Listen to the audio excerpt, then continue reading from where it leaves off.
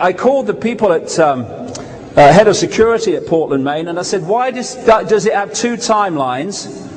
And why does it have one right in the middle of the shot where you at least want numbers if you were trying to identify someone? I don't know, she said. I said, do you think you could ask? Do you think you could look at the tape and call me back? She says, oh no, the FBI took that tape away on the morning of 9/11 and we've not seen it again. Of course, that was put in because in the newspapers that's what the framing was. And it hid the fact that, as one person said, they were so late they were spitting bullets or spitting blood or something.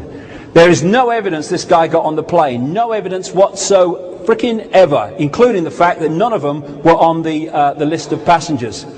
This is Abdulaziz Al-Amouri, who's supposed to have been but wasn't the night before 9/11. He looks like he's going to kill himself the next day, doesn't he? Yeah, but that's not Al-Amouri, that's Al-Amouri. This is a Saudi airline pilot who was sitting in Jeddah, Saudi Arabia, and heard on the news that he just hijacked a bloody plane in America. He went into the American consulate there and said, I think there might be a mistake, I think there might be.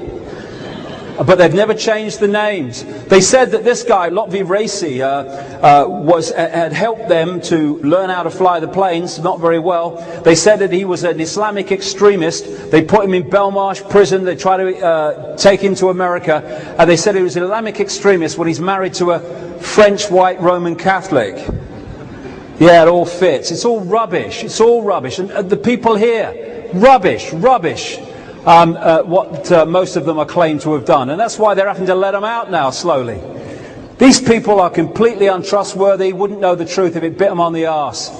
And the same with the Twin Towers, again, taken away by controlled demolition appropriately. When you look at the controlled demolition pictures, they're available everywhere, lots of programs about them.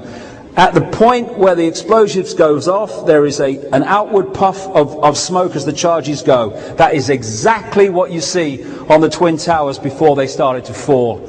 In all these things, it's classically what happened to the Twin Towers. Controlled demolition. Look at that one in the middle on the left there. What you see in that building is what you saw when the Twin Towers started to fall. These are some buildings that fell due to structural failure.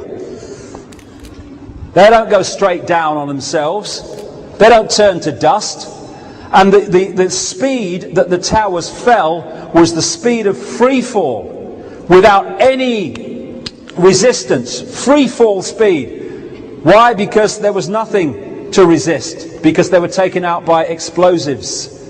Because that was the classic mind-imposing, mind-programming vision of 9/11. That would be in the public mind to use problem reaction solution to justify the outcome. This guy, William Rodriguez, maintenance man at the World Trade Center, he was a hero after 9/11 because all the people he got out and the heroic things he did, pictured with George Bush. The moment he came out and said actually bombs were going off at the bottom of the building before the building fell, and people with him said yes they were, then suddenly he becomes persona non grata. They took his job away and tried to destroy the guy. He's actually taken them to court and issued a lawsuit against them for being involved in 9/11, people like Cheney and Bush and others. This guy, Larry Silverstein, he bought the whole of the World Trade Center just before 9/11, and he put massively increased insurance on it, which is being paid out. And he said he owned this building called Building 7 on the World Trade Center complex. And he said on television in an interview that the authorities came to him on 9/11 and said the building is in such a bad state we want to pull it. In other words, pull it, we want to controlled demolish it. And he agreed, and they said it was pulled. Here's Building 7, here's all the telltale charges coming out that demolished Building 7. Now there's a question here. If you've ever seen these programs where they pull buildings of that size, they don't go and put the charges in a few hours. Sometimes it takes days to put them in the right places so it falls as it did. On 9/11, they pulled this building in next to no time. Why? Because it was charged already.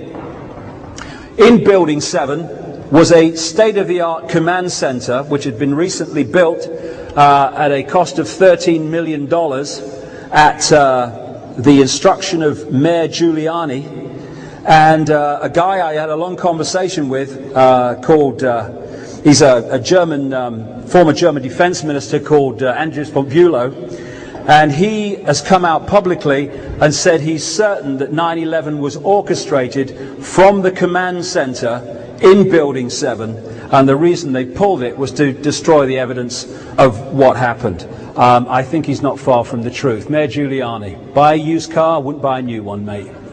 I won't go into that. So the whole kind of story of 9/11 is full of holes because it's not true. And the media, despite these holes, continue to parrot the official version of everything. As a result of it, the secret agenda can impose its Orwellian state while the movie tells us it's to protect us. Sums it up: Anglo-American special relationship. Will you lie first or shall I?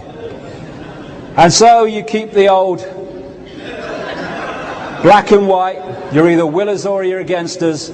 You're with us or you're for the terrorists. You ignore the fact that there was great grief and support from the Islamic world for what happened, because this is what you're after. This is the Nazi technique.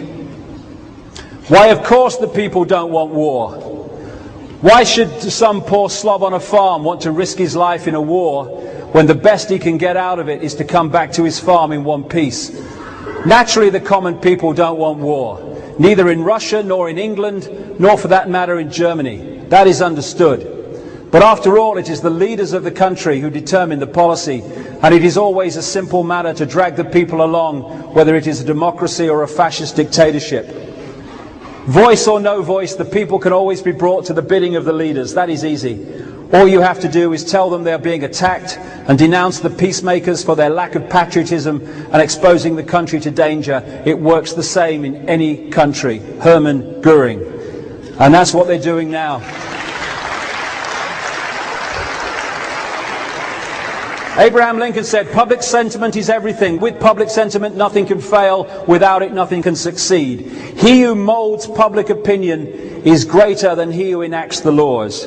He might have said, and he who molds public opinion can enact whatever laws he wants. Problem, reaction, solution.